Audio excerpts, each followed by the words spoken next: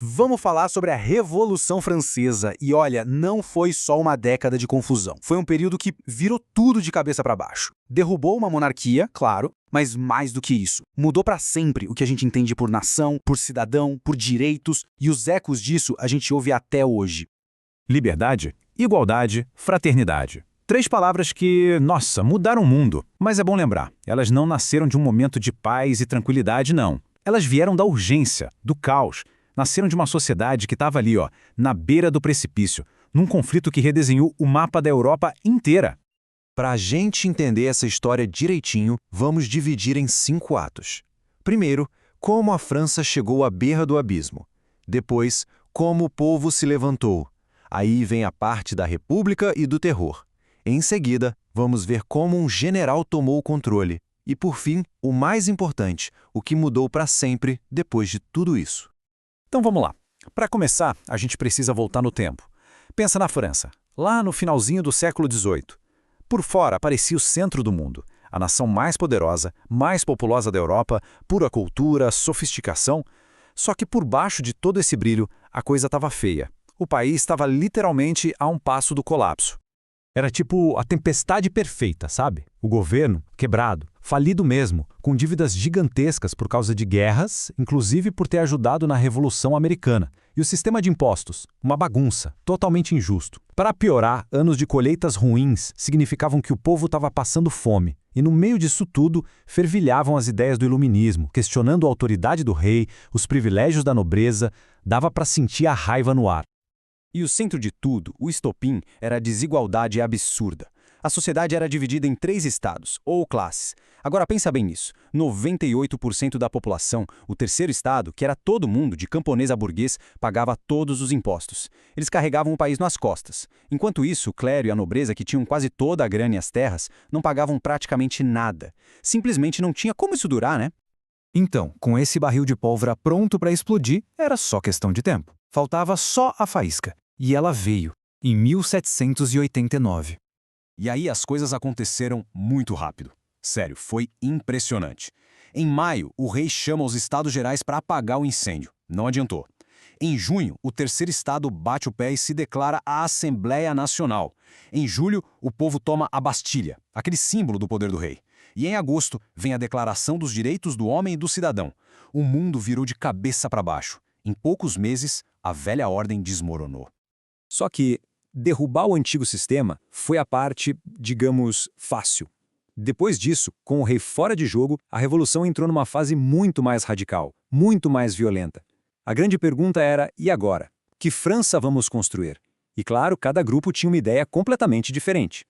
Essa briga de ideias ficou clara em 2 facções principais. De um lado, os girondinos, que eram mais moderados. Eles eram a voz da alta burguesia e pensavam, ok, já conquistamos bastante, vamos parar por aqui. Mas do outro lado, estavam os jacobinos. Eles eram radicais. Com apoio total do povão de Paris, os famosos sans-culottes, eles queriam ir até o fim, queriam uma mudança social e política completa. E quem venceu essa queda de braço? Os radicais. Em setembro de 1792, fim da linha para a monarquia. Nasce a Primeira República Francesa. E o rei? O que fazer com ele? A resposta foi brutal. Em janeiro de 1793, Luís XVI foi julgado por traição e, fim de papo, guilhotinado.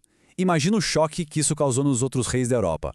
Aí a coisa fica ainda mais tensa, porque a França não estava só em crise interna, estava em guerra com a Europa inteira. Então os jacobinos, com o Robespierre na frente, pensaram, para salvar a nossa revolução, vale tudo. E foi aí que começou o período talvez mais sombrio de todos, o Reinado do Terror. 40 mil. É um número assustador. Cerca de 40 mil pessoas foram mortas nesse período. A guilhotina virou o grande símbolo dessa paranoia coletiva. Bastava ser acusado de inimigo da revolução e muitas vezes sem provas, sem julgamento justo, e o seu destino estava selado.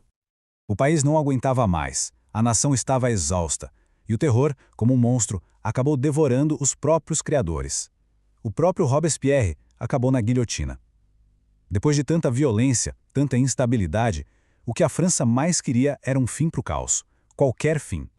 E essa busca desesperada por estabilidade que vai abrir caminho para um novo personagem e para um novo tipo de poder.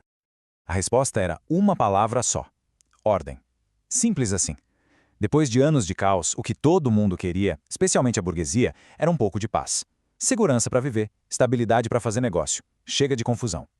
Depois que Robespierre caiu, tentaram um governo mais conservador, o Diretório. Mas vamos ser sinceros, foi um desastre. Era fraco, corrupto, não resolvia nada. E nesse vácuo de poder, quem é que se fortaleceu? Quem virou símbolo de orgulho e ordem? O exército, que estava ganhando todas as batalhas lá fora. E aí que entra em cena ele, Napoleão Bonaparte. Um general jovem, brilhante, um verdadeiro herói nacional. Os políticos do Diretório, vendo que o barco estava afundando, tiveram uma brilhante ideia. Vamos usar a popularidade do Napoleão para estabilizar as coisas? A gente controla ele. Mal sabiam eles, em 9 de novembro de 1799, no famoso golpe do 18 de Brumário, Napoleão não se deixou usar. Ele tomou o poder para si e, com isso, colocou um ponto final na Revolução. Ok, a Revolução em si acabou ali.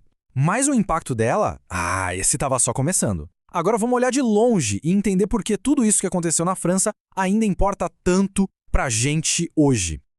O legado é gigantesco, tá em todo lugar. A Revolução Francesa foi o prego no caixão do absolutismo e do feudalismo na Europa. Ela inspirou democracias e repúblicas no mundo todo. Foi ela que plantou a sementinha do nacionalismo moderno, aquela ideia de que uma nação é feita pelo seu povo, não por um rei. Coisas que hoje a gente acha normais, como direitos civis para todos, a separação entre igreja e Estado, tudo isso ganhou uma força imensa por causa dessa década de loucura.